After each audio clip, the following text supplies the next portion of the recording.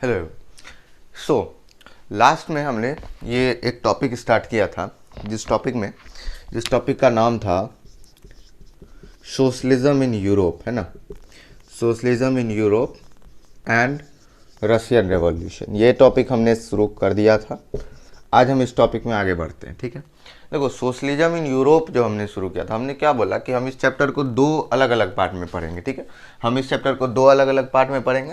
पहले पार्ट में हम इसे कवर करेंगे, यानी कि सोशलिज्म इन यूरोप को समझने की कोशिश करेंगे, और दूसरे पार्ट में हम इस पार्ट को कवर करेंगे, यानी कि हम रशियन रेवोल्यूशन को समझने की कोशिश करेंगे।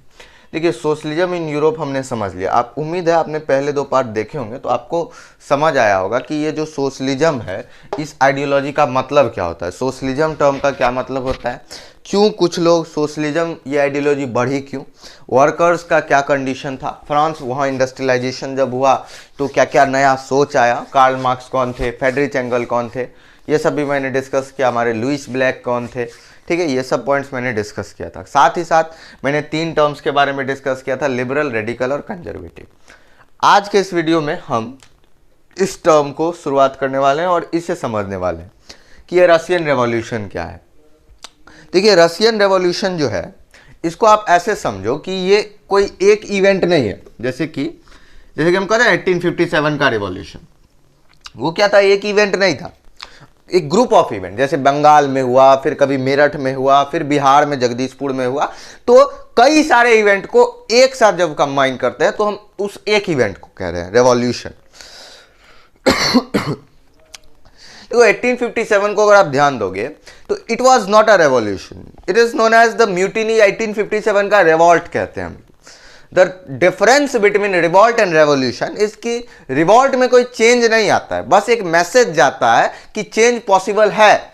लेकिन रेवोल्यूशन की जब हम बात करते हैं तो इसका मतलब होता है कि एक बहुत बड़ा पॉलिटिकल चेंज हो जाए, साइकोलॉजिकल चेंज हो जाए, इकोनॉमिकल चेंज हो जाए, यानी कोई ना कोई चेंज हो रहा है, तब वो रेवोल्यूशन हुआ। इंडस्ट्रियल रेवोल्यूशन मतलब कि फ्रांस में बहुत बड़ा इंडस्ट्रियल चेंज हो गया, इसीलिए उसको रेवोल्यूशन कहते हैं। ये क्या है मैं जरूर आपको बताऊंगा, हैव अ पेशेंस। तो ये जो हमारा टर्म है रशियन रेवोल्यूशन, तो सबसे पहले इसी चीज से हम क्या क्या निकाल सकते हैं, रशियन रेवोल्यूशन, है ना। ये हमारा टर्म क्या है, रशियन रेवोल्यूशन। इस चीज से हम क्या क्या डिराइव कर सकते हैं, इस चीज को आप एक बार सोचो। सबसे पहले कि ये चीज कहां, रसिया में हुआ था और कोई चेंज आया था। देखो, रशियन रेवोल्यूशन जो है हमारा, इसको हम लोग दो भाग में बांट सकते हैं। The first part of Russian revolution can be divided into two part. पहला हमारा फरवरी रेवोल्यूशन और दूसरा हमारा अक्टूबर रेवोल्यूशन। ये दो बार रेवोल्यूशन हुआ था। तो कितना बार रेवोल्यूशन हुआ था, दो बार हुआ था। पहला हमारा फरवरी रेवोल्यूशन और दूसरा हमारा अक्टूबर रेवोल्यूशन। तो रशियन रेवोल्यूशन को हम लोग दो पार्ट में पढ़ते हैं, फरवरी रेवोल्यूशन और अक्टूबर रेवोल्यूशन। ये दो रेवोल्यूशन हुआ, दोनों को कंबाइनली हम लोग रशियन रेवोल्यूशन कहते हैं। एक बात आप याद रखोगे कि फरवरी रेवोल्यूशन जो हुआ था, फरवरी में जो रेवोल्यूशन हुआ था, उसमें हम मोनार्की को हटा रहे हैं। रसिया से मोनार्की कब हटा था, फरवरी रेवोल्यूशन के बाद। और हमारा अक्टूबर में जो रेवोल्यूशन हुआ था, उसमें हम लोग प्रोविजनल गवर्नमेंट नाम का एक गवर्नमेंट चल रहा था, उसको हटा रहे हैं। तो ये बात आप याद रखोगे। ये भी आप याद रखोगे कि जो रशियन रेवोल्यूशन है, it was the group of two revolution, एक हमारा फरवरी रेवोल्यूशन, एक हमारा अक्टूबर रेवोल्यूशन, ठीक है। तो अब हम लोग चलते हैं रशियन रेवोल्यूशन के और अंदर। सबसे पहले हम लोग क्या करेंगे कि हम लोग एक बार वहां के, मतलब रसिया के किसी भी रेवोल्यूशन को समझने से पहले उस जगह को समझना जरूरी होता है। तो सबसे पहले हम क्या करेंगे कि रसिया के सोशल स्ट्रक्चर को, इकोनॉमिकल स्ट्रक्चर को समझेंगे, ताकि हम उस रेवोल्यूशन को और अच्छे से समझ सके। तो चलिए हम लोग सबसे पहले चलते हैं रसिया में। हाँ, तो अब देखो, सबसे पहले हम लोग थोड़ा सा रसिया का इंट्रोडक्शन लेते हैं। रसिया जो है, अगर आप एशिया को देखोगे, ये हमारा इंडिया है, सपोज दैट ये हमारा इंडिया है, इंडिया के ऊपर चाइना आता है और उसके ऊपर रसिया आता है हमारा, ठीक है। ये हमारा रसिया है। रसिया के साइड में यहाँ पे जो है हमारा वो यूरोप आता है, ठीक है। आपको थोड़ा सा भी अगर मैं आपका नॉलेज हो तो रसिया में यूरोप आता है। रसिया और यूरोप को कंबाइनली आजकल एक टर्म यूज होता है, यूरेशिया, ठीक है। तो रसिया यहाँ पे आता है, आपको पता होगा, इंडिया के ऊपर, चाइना के ऊपर हमारा रसिया मिलता है, ठीक है। और रसिया की हम लोग जिस समय की बात कर रहे हैं वो कौन सा टाइम फ्रेम है, हम लोग जिस टाइम की बात कर रहे हैं वो टाइम है हमारा टाइम है 1905 से हम लोग इस स्टोरी को पढ़ना शुरू करेंगे और करीब करीब हम लोग इस स्टोरी को 1918 तक पढ़ेंगे। इस स्टोरी, यही स्टोरी हमें देखना है। तो हमें ये जो स्टोरी है वो 1905 से शुरू करनी है और 1918 तक जाना है। तो जब हम लोग इस स्टोरी को शुरू कर रहे हैं तो उस समय रसिया का एम्परर था जार निकोलस। क्या था? Tsar Nicholas.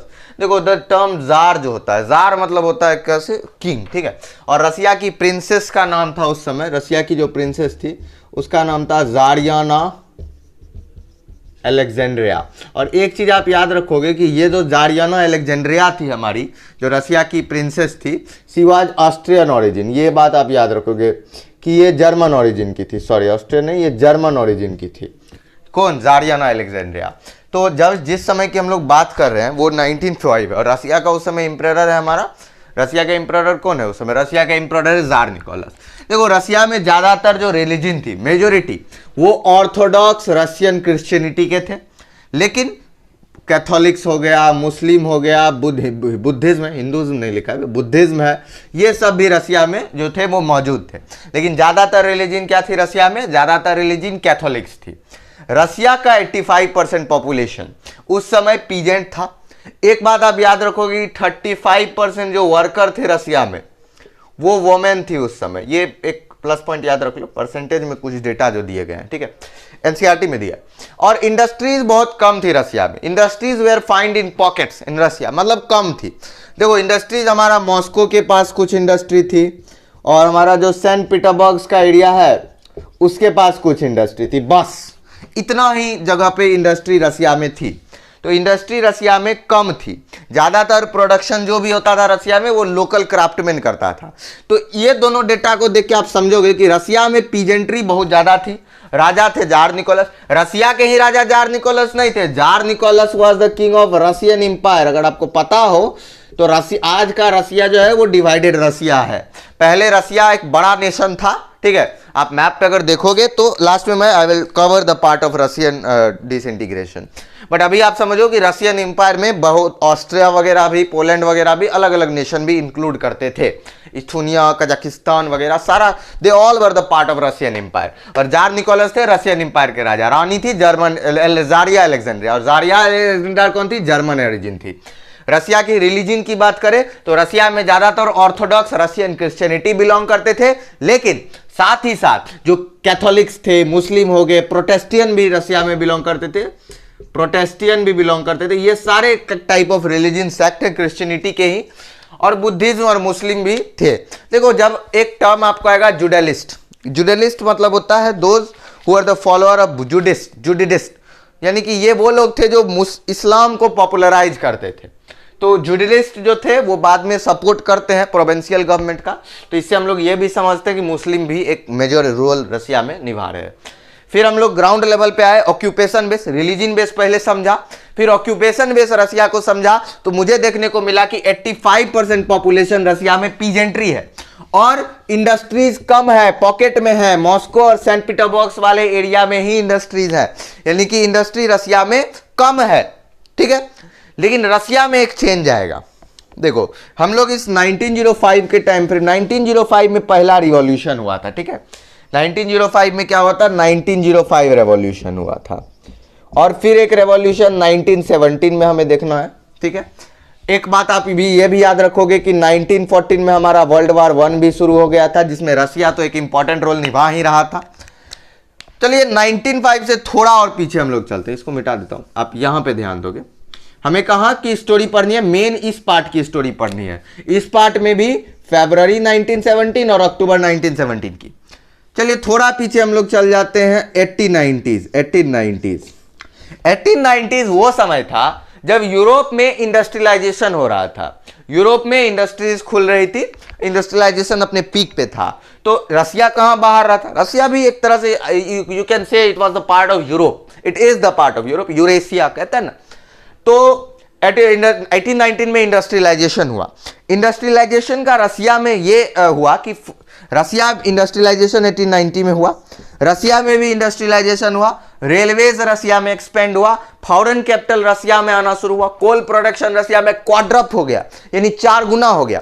तो 1890 में इंडस्ट्रियलाइजेशन, 1890 से पहले की ये गाथा थी कि 85% पिजन होना, या फिर मैंने जो कहा था आपको इंडस्ट्रीज कम फाउंड मिलना, ये सब कब की कहानी थी? 1890 से पहले की ना। 1890s में क्या हुआ? रसिया में इंडस्ट्रियलाइजेशन हुआ। अब ये को यहां से ये जो इवेंट है यही आपको इन इवेंट्स के लिए ग्राउंड तैयार करके देगा। तो उम्मीद है आपको इतना समझ आ गया होगा। अब हम लोग देखेंगे कि रसिया में जो 1890s में इंडस्ट्रियलाइजेशन हुआ उसका क्या इंपैक्ट पड़ा रशियन सोसाइटी पे। 1890 से पहले तो रशियन सोसाइटी कैसी थी आपने समझ लिया। अब चलते हम लोग 1890 के बाद जो हमारी रशियन सोसाइटी है वो कैसी हुई उसको देखते हैं।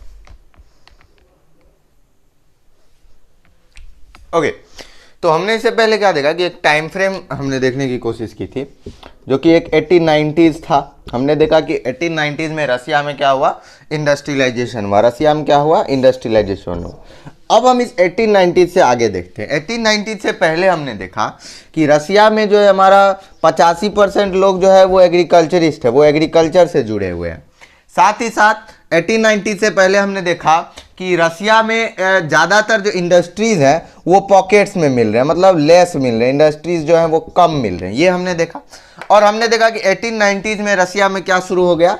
रसिया में 1890s में क्या शुरू हो गया? इंडस्ट्रियलाइजेशन, ठीक है ना, ये शुरू हो गया। इंडस्ट्रीज खुलने लगे। इससे क्या हुआ? इंडस्ट्रियलाइजेशन जब रसिया में हुआ तो उसका इम्पैक्ट ये पड़ा कि रेलवे जो है वो एक्सपेंड किया, फॉरेन कैपिटल रसिया में आने लगा, साथ ही साथ रसिया का कोल प्रोडक्शन भी क्वाड्रप हो गया, कोल प्रोडक्शन क्वाड्रप हो गया। तो ये सब हमने देखा रसिया में।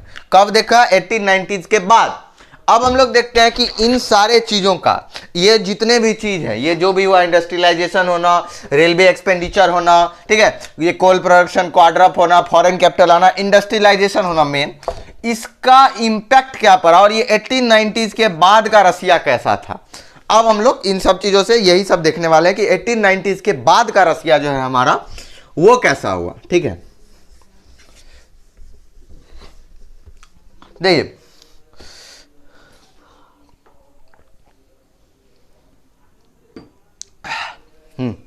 देखो सबसे पहले 1890s के बाद कई सारे वर्कर, क्योंकि देखो 85% फार्मर ही थे रसिया में, ये सब फार्मर अब धीरे धीरे क्योंकि इंडस्ट्री आया तो वर्कर बन जाएंगे।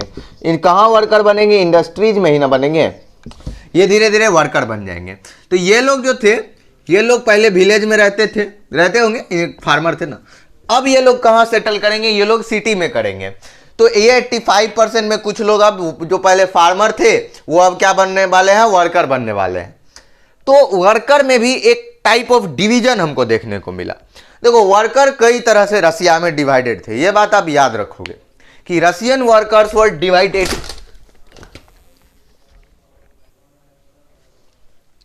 सॉरी, ठीक है, sorry for there are some issues. Okay, हाँ, तो देखो हमने देखा कि 1890s में वर्कर्स जो थे दे माइग्रेटेड टू विलेज से, दे माइग्रेटेड टू सिटीज। और हमने 1890s से पहले देखा था कि 85% फार्मर थे रसिया में, यानी कि अब वर्कर की तादाद बढ़ने वाली थी। इंडस्ट्री बढ़ेगी तो वर्कर तो बढ़ेगी, ऑब्वियस सी बात है। तो रसिया में वर्कर डिवाइडेड थे। देखो पहले तो दे वर डिवाइडेड, ये जो वर्कर्स नए थे वो स्किल्स के बेसिस पे डिवाइड थे, वो साथ ही साथ अपने माइग्रेशन के बेसिस पर भी डिवाइडेड थे। माइग्रेशन करने का मतलब क्या हुआ? माइग्रेशन करने का मतलब हुआ कुछ वर्कर जो थे वो सिटीज में नए आए, कुछ वर्कर पहले से सिटी में थे। तो पहला division on the basis of skill, दूसरा division on the basis of migration, ठीक है। साथ ही साथ जेंडर के बेसिस पर भी वो लोग डिवाइडेड थे, जेंडर के बेसिस पर भी जो रशियन पीजेंट थे वो डिवाइडेड थे, वर्कर डिवाइडेड थे। तो रशियन जो वर्कर थे वो डिवाइडेड थे अलग अलग बेसिस पर, स्किल के बेसिस पर, माइग्रेशन के बेसिस पर, जेंडर के बेसिस पर, ठीक है। ये चीज़ हम लोग ध्यान रखेंगे। उसके बाद एक चीज़ ध्यान रखोगे कि रसिया में 31% जो थे वर्कर वो वोमेन थी, यानी कि वोमेन भी वर्कर अच्छा खासा पोजीशन रख रही थी। लेकिन इनके साथ दिक्कत था कि but there salary was not good. ये सब चीज आपको, ये जो इंफॉर्मेशन है टूटा टूटा इंफॉर्मेशन है, मेन चैप्टर अभी तक स्टार्ट नहीं हुआ, ये टूटा टूटा इंफॉर्मेशन है, so that you can join all the information and ये this is everything, this is all about the background of this chapter, this is nothing but the background of this chapter To understand the further part of the chapter, to understand the main part of chapter, you just need to understand these facts. तो रसिया में 31% women थे, रसिया में जो worker आए उसमें 31% women थी, लेकिन women को क्या होता था, सैलरी नहीं मिलती थी। रसियन जो मैन थे उनसे 1/2 या 1/4 सैलरी भी इन वोमेन को मिला करता था। तो ये भी एक इशू था। लेकिन देखो, नो डाउट ये जो रसिया के नए नए आए हुए हमारे वर्कर हैं जिनके बारे में अभी हम समझ रहे हैं, ये एक डिवाइडेड क्लास है। ये लोग डिवाइडेड है ना, स्किल के बेसिस पर, माइग्रेशन के बेसिस पर, जेंडर के बेसिस पर। हमने देखा कि इस तरह सैलरी में भी डिफरेंशिएशन है, लेकिन ये लोग यूनाइटेड भी है। डिवीजन भी है, डिवीजन है, लेकिन यूनिटी ज्यादा है। ठीक है, किस में? वर्कर्स में, रसिया के वर्कर्स में। इस चीज का पता हमें तब चलता है जब कभी भी स्ट्राइक करना होता है तो सारे वर्कर्स एक जगह आ जाते हैं रसिया में। तो यह दिखाता है कि there is a division between the Russian worker. Yes there is, but there is also unity between them. 1896 के में ही एक बार क्या हुआ था कि टेक्सटाइल इंडस्ट्री जो था रसिया में, वहां पे स्ट्राइक करना था। सारे आ गए एक जगह, सब ने स्ट्राइक किया साथ में, चाहे वो वर्कर हो। देखो, स्किल के बेसिस पर क्या होता था कि मेटल वर्कर को ज्यादा स्किलफुल माना जाता था as compare to other worker, क्योंकि जो मेटल का काम था उस समय माना जाता था वो हार्ड था। सॉफ्टवेयर तो आए नहीं थे उस समय, तो मेटल का काम ही हार्डेस्ट वन माना जाता था। तो स्किल के बेसिस पर भी था। लेकिन किसी भी तरह का, despite the division, when the time to get to do any strike comes, everyone in the Russia get United.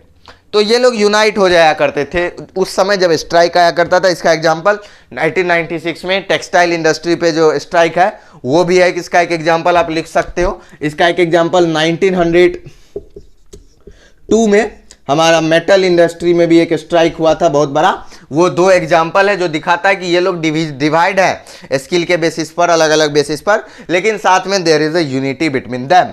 अब हम लोग एक चीज और याद रखो कि Russia in the countryside, एक और टॉपिक बच रहा है कि ठीक है, इस समय वर्कर था लेकिन पीजेंट खत्म तो नहीं हो गए थे ना। ये तो हम लोग वर्कर्स के कंडीशन को हमने देख लिया, लेकिन पीजेंट कहीं ना कहीं एग्जिस्ट करते थे, अभी भी गांव में पीजेंट्स थे।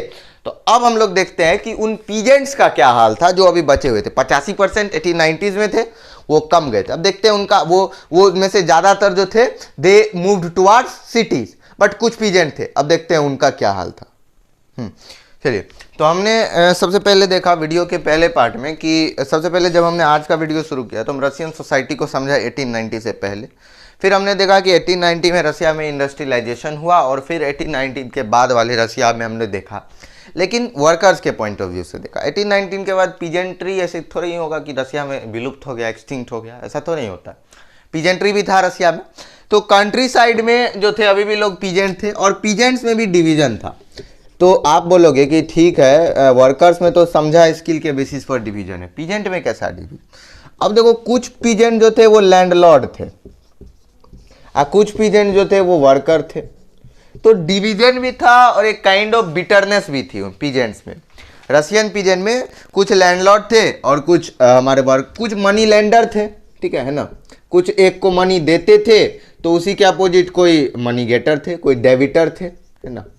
कोई क्रेडिटर था, कोई डेबिटर था, कोई लैंडलॉर्ड था, कोई वर्कर था। तो पीजेंट में भी डिवीजन। बाद में जब हम देखेंगे, आप आगे लेनिन जब आएंगे हमारी इस स्टोरी में, तो लेनिन बोलते हैं कि देखो, लेनिन का सोच था कि सोशलिस्ट मूवमेंट कभी भी पीजेंट नहीं ला सकते हैं रसिया में, क्योंकि लेनिन बोलते थे, लेनिन और या फिर उनका जो पार्टी था सोशल डेमोक्रेटिक पार्टी, उसमें लेनिन बोलते थे कि the peasants of the Russia can not brought the socialist movement in Russia, because peasants are the divided group. ये लोग डिवाइडेड है, वर्कर्स, नो मैटर, वर्कर भी डिवाइडेड है, लेकिन जब भी स्ट्राइक करना होता है, कोई ऐसा आ जाता है, तो वर्कर यूनाइटेडली काम करते हैं, पीजेंट नहीं कर रहे, पीजेंट में डिवीजन है। और रशियन पीजेंट में एक और चीज आप याद रखो कि they have no respect for nobility.